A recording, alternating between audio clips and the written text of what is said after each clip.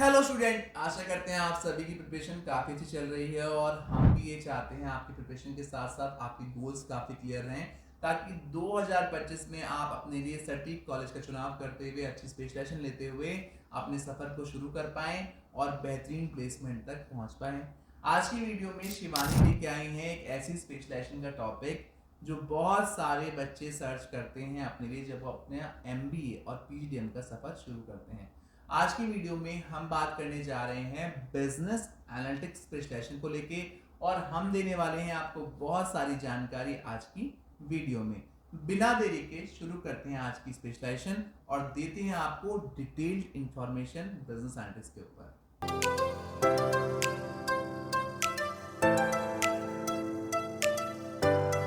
तो आज की वीडियो में हम बात करने वाले हैं बिजनेस एनालिटिक्स स्पेशलाइजेशन के ऊपर और बहुत सारे बच्चे हर साल ये स्पेशलाइजेशन ऑप्ट करते हैं शिवानी, पर कई सारे बच्चों के मन में सवाल रह जाता है इस स्पेशलाइजेशन को लेकर, इसलिए हम चाहते हैं कि सब बच्चे क्लियर रहें और अपना सफर क्लैरिटी के साथ शुरू कर पाएं। तो शुरू करते हैं शिवानी के पहले सवाल के साथ। सर सबसे पहले तो thank you so much for inviting me.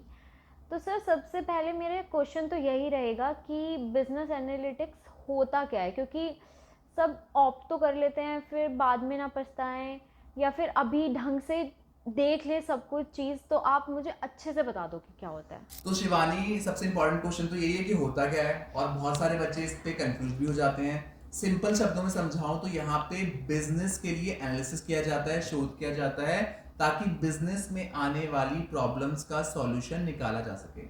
आज की डेट में डेटा सबसे इंपॉर्टेंट रोल करता है।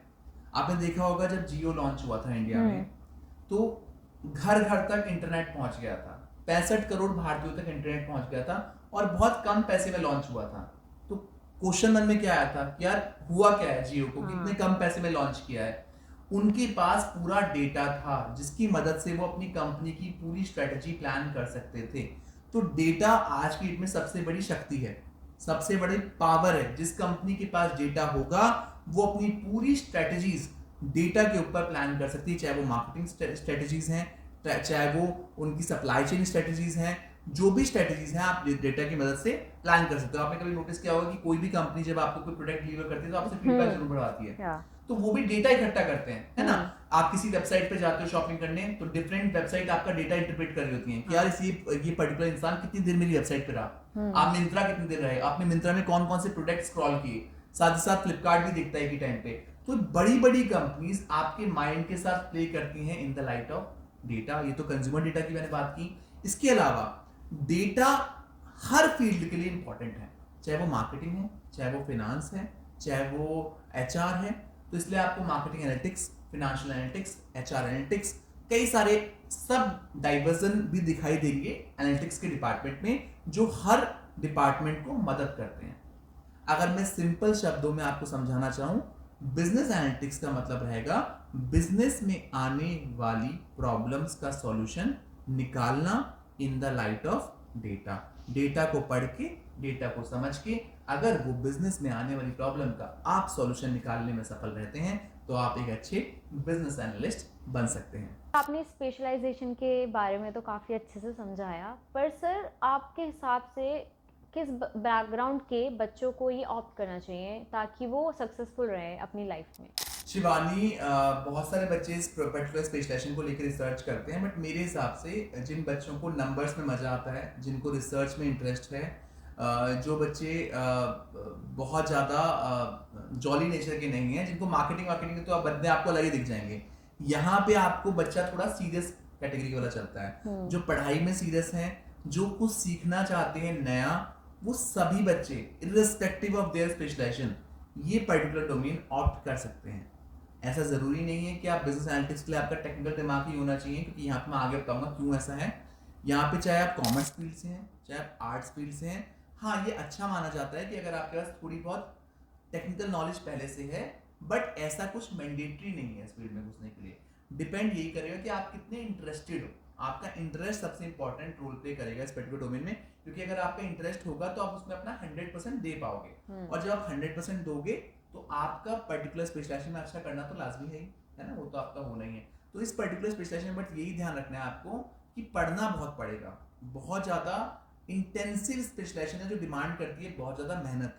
क्योंकि अगर आप मेहनत करेंगे तभी स्पेशलाइजेशन में आगे कुछ बढ़ पाएंगे। सर आपने बताया तो बहुत अच्छे से, बट मेरे दिमाग में क्वेश्चन आ रहा था, बट प्लीज आप बोल रहे थे तो इसलिए मैं पूछ नहीं पाई, अब पूछती हूँ कि सर जैसे जिन बच्चों का बैकग्राउंड है जैसे आर्ट्स वार्ट्स का, जैसे हम जैसे बच्चे, तो क्या वो इसमें आगे कर पाएंगे? मतलब कैसा करेंगे? उन्हें ऑप्ट करना भी चाहिए या नहीं करना चाहिए आपके हिसाब से?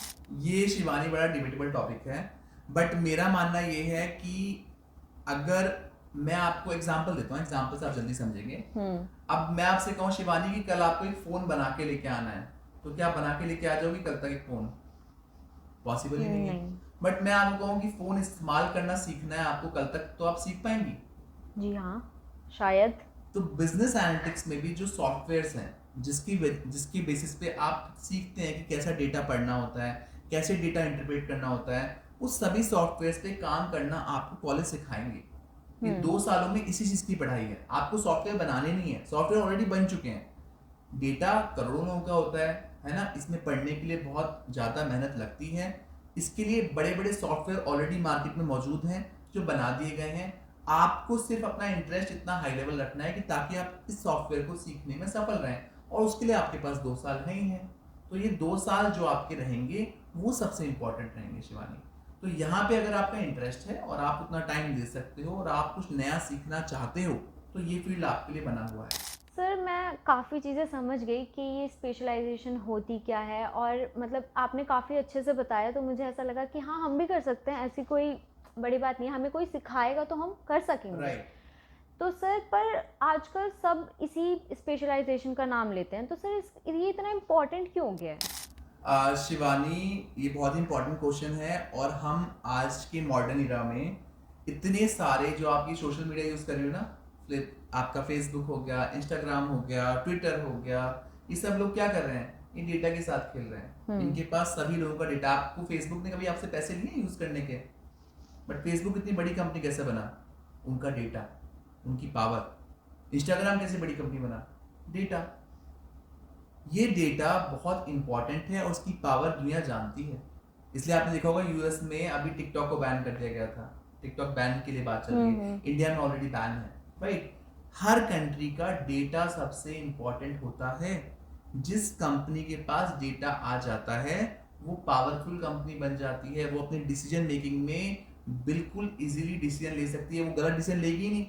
अगर आपके पास, आपको पहले से पहले पता चल जाए कि इंडिया में आप एक फोन लॉन्च करने वाले हैं, एग्जांपल लेता हूँ, बहुत इंटरेस्टिंग एग्जांपल है, अगर आप समझ पाए इस एग्जांपल को। एक कंपनी ने फोन लॉन्च किया, फोन की कीमत है 1.5 लाख रुपए, और आपको पहले से पहले पता है कि 1000 लोग आपके लिए पैसा लेके बैठे हुए हैं, तो आप कितना प्रोडक्शन कर सकते हो? आपको पहले से पता है कि यार आपके 1000 फोन तो बिके हुए हैं, घुसते नहीं। ऐसे ही बड़ी बड़ी कंपनीज को पहले से पहले पता चल जाता है कि इंडिया की परचेजिंग पावर कितनी है। जो नए ब्रांड लॉन्च होते हैं वो ऐसी ब्रांड लॉन्च नहीं होते, उनको सारा एनालिसिस करना पड़ता है पहले से कि यार इंडिया में पावर क्या है, इंडिया में कितने लोग इस पर्टिकुलर ब्रांड पे इन्वेस्टमेंट कर पाएंगे, खरीद पाएंगे। बड़े बड़े शोरूम्स आपको देखने के लिए मिलेंगे। अभी रिसेंटली मैं एक शोरूम में गया था और डीएलएफ में वो शोरूम था, और 6 महीने पहले जब मैंने विजिट किया था, जब वो उसकी ओपनिंग थी, तो खाली पड़ा था शोरूम। अब नाम तो नहीं लूंगा मैं क्योंकि वीडियो में हम नाम नहीं ले सकते। अब हम वीकेंड पे गए और शोरूम खचाखच भरा हुआ था। ये पावर है इंडिया की। और इंडिया के पास सबसे बड़ी पावर क्या है? पॉपुलेशन एंड यहाँ का डेटा। ये डेटा किसी भी कंपनी की किस्मत बदल सकता है, और बिजनेस अगर आपको चलाना है तो आपको डेटा को पढ़ के अपनी स्ट्रेटजीज को बनाना होगा।